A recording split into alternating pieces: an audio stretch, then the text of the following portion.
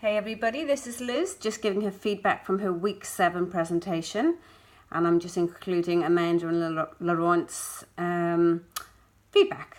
So as you can see, I looked at domestic violence.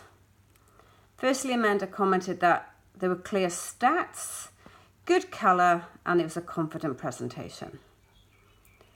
She liked the fact that I had links to human rights, which you can just see on the top of here, because domestic violence is an abuse of human rights. When we looked at forms of domestic violence in the middle, it wasn't very clear to see that blue colour, so that was a really good point. Perhaps making the text bolder or changing that colour would be a good thing to do. I justified my rationale for having my focus group by looking at colonisation and poverty. So I think it's really important that we justify why we've picked our group to target it. And then I linked about the New Zealand government's spending. And what New Zealand doesn't have any financial support for ongoing. So once people have done a program within New Zealand, there's no follow-on. And I compared that to sort of alcoholics, is that once they've completed a program, then you have Alcoholic Anonymous, that they continue throughout their lives to help keep them away from alcohol, really. And New Zealand doesn't provide anything, so it was a good way to understand why we need to address this issue. Amanda commented that she liked the great use of photos within my community. I went and did that because I wanted to know, where do people within our community go to? And you can see it was at the Marae, at the police station, and Living Without Violence, which is a big organisation to help run some programs and supports. And again, Amanda liked the fact that I adopted a Maori health promotion, because to be able to relate to Maori, we need to adopt a tool they're going to use.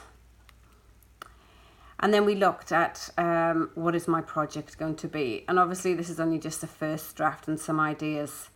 Because after visiting Living Without Violence, the lady made it very clear that coming up with posters and banners, she said the Maori guys are just not going to read it. And another thing Amanda did pull up is that I didn't make it clear from the beginning. I should have made it clear earlier on who my target group is. Obviously, I talked about them, but I didn't actually even put it on the slides. So I kind of thought something like a T-shirt would be a really good idea at a workshop. And one of the my next step that they've commented on is to look at my T-shirt front and back, and perhaps using the tattoos or relationships of meanings. And since then, so I've looked at it, and there's a big organisation, Let It Colour Orange, and that's a big part of the whole domestic violence within New Zealand that I hadn't realised since doing this course. So now I'm thinking perhaps maybe a black T-shirt with orange sort of details or something like that. And I am definitely thinking about using some sort of Maori symbols. And even though it can be a bit controversial overuse, but because it's for Maori men specifically, I think it'll relate to it. Anyway, no, it's good. And I think I like the fact that visiting Live Without Violence really justified my group, but it actually did switch it as well, which is interesting. Anyway, let's see what I come up with my T-shirt design.